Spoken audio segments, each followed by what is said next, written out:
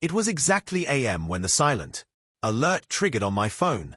The perimeter motion camera near the ranch gate had picked something up. I watched, dead still in the dark as the grainy infrared feed lit up with two figures creeping through the sagebrush. One carried a flashlight, the other dragged something heavy wrapped in a top. Then came the unmistakable clank of concrete grinding against steel. The gate was sealed shut. The sign was nailed to it, like a final insult. Violation sense it. Property impounded. Why didn't he move? Didn't he get up? Just watch what the combat would be terrified them if they could ving him. Because what they didn't, he know, what they could never have guessed was that I had installed that camera 6 months ago. And for 6 months, I had recorded every move, every meeting, every light, every act of intimidation from the Oakage Valley. I wasn't reacting. I was executing the final stage of a plan they forced me to build. And tonight, the D just handed me the last piece I needed to bring everything crashing down. And if you're watching this and think something like this could never happen to you, you'll trust me. And if it ever does, the first rule is this: document everything and never let your anger out your strategy. 6 months before that night, I was standing in the same field with dirt on my jeans, sweat in my eyes, in a heavy heart in my chest as I laid the last of my father as tools inside the barn he built with his own hands. After years away, ID left behind the skyscraper office in Chicago where I fought billion-dollar lawsuits and came back to the family ranch where ID learned to write before I could read. I didn't come back for nostalgia. I came back to find something that the courtroom had stolen from me: peace, purpose, silence. I thought the world here would be simpler, but when I opened the mailbox that first week and pulled out a SIF envelope with an whole logo stamped in gold, I felt that courtroom chill again. They demanded an annual dues and cited me for violations I hadn't even imagined were real: fenced grass and natural tractor visible from road. My heart knew this wasn't just a mistake.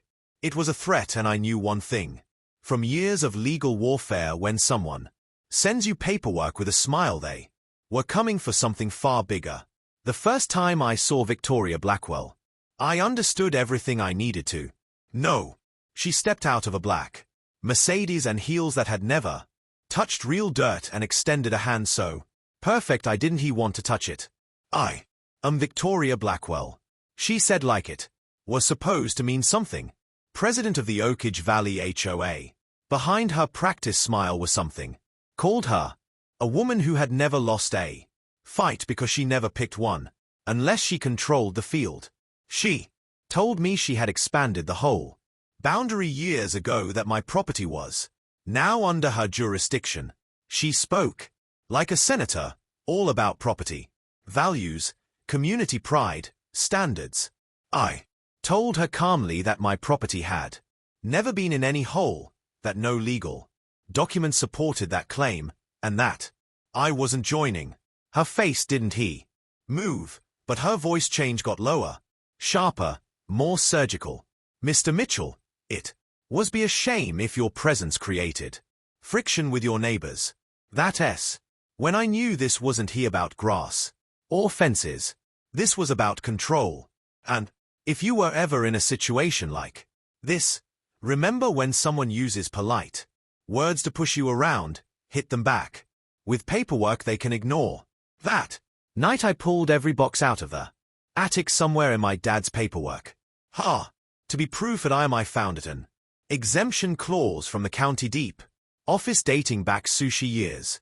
It said explicitly that our land was excluded from any prison or future community associations unless agreed upon in writing by the property owner. The clause wasn't just legal protection, and it was a line in the sand. The next day, I scanned every document, stored digital backups in cloud storage, and mailed certified copies to my legal partner in Chicago. I wasn't planning to just win. I was going to expose them. Because in every whole crew ion case I've ever seen, there's one common thread. They count on you not having the time, the knowledge, or the fire to fight back. But I had all three, and now I had a reason to use them. Then came the black SUV. It parked just past the tree line, outside my property, always around 3 p.m, always lights off. I caught glimpses of a man with a phone, sometimes binoculars, sometimes just sitting there like he was waiting for something. Soon after, the orange violation notices began to appear, taped to trees, his stable to fence post, nailed to my barn. At first it was laughable. Mailbox non-compliant, unauthorized. Livestock barn color not in harmony with community theme. But then the fines began to sue, became then they claimed dues within a month. I built a file like I was preparing for federal court. Photographs times recordings. I knew what they were doing. Financial strangulation. They wanted to wear me down. But here's the truth of people. Dante lose to hoe because they ray weak. They lose because they ray isolated. And if you ray in a fight like this, make it public. Dante fight alone. Expose every inch. I needed backup and found it at Ramirez's general store, where a sharp-eyed woman named Eleanor poured me coffee and told me everything no one else would say. Victoria has been trying to force families out for 2 years. She whispered they sell to the same company every time. Sullivan Development, they want the creek. She pointed to a hand-drawn map behind the counter where 3 red XS marked ranches no longer owned by locals. All 3 fought, all 3 lost. But the same Gwyn I saw in courtroom fighters flickered in her eyes. Maybe you don't have to that moment change everything, because when the community finally speaks, the silence that power relies on begins to crumble. And if you're watching this thinking, I'd never let that happen to me, you better be ready to document, connect, and dig. That is how you survive, and that is how you win. I called Dominic Foster, my old partner from the firm. Man, he laughed like I just thrown gasoline on a dying fire, and who were trying to retroactively absorb your land. They are out of their minds. Within days I had state-of-the-art cameras delivered, contracts reviewed, and legal letters flying out of every post office in the region. But just as fast, the pressure ramped up. Whose security cars patrol like we were a military base. Hank Morgan, their so-called enforcer, showed up at my gate with mirror, sunglasses, and a clipboard like he was starring in some low-budget action movie. He stepped onto my land and started snapping photos until I recorded him instead. Words that turn whole agents ghost white. "You're trespassing. I am filming, and this is going to court." That moment told me they weren't brave. They were used to people folding, but not this time. My daughter Zoe showed up the next day. She was supposed to be studying for midterms, but she looked me in the eye and said, "Dad, you always told me justice has a cost if you're repaying it." Now, I wonder. We dug through campaign finance records, property transfers, and tax filings. What we found was damning. The web of LLC as tied to the whole board, Sullivan Development and county officials. She found a reasoning request filed in advance of any actual sales, meaning they already assumed they doing a resort, she said. And your land is the foundation. At that moment, I knew the whole wasn't just a nuisance. It was a weapon. And if you're facing something similar, remember, local corruption hides in plain sight. But records never lie. So we set a trap. Elena started a quiet rumor Mitchell might sell if the whole would just back off. Meanwhile, Dominic filed a cease and desist against every whole action. And so he installed hidden cameras and blind spots. Within days, we intercepted a conversation. Victoria and Sullivan planning to plan evidence explosives on my property. Once he has arrested, Warren sneered, the land goes into limbo. We buy it cheap. They were about to commit a felony to steal my birthright. And still I waited because, when you playing chess with liars, you don't stop them. You let them walk into. Check me at AM.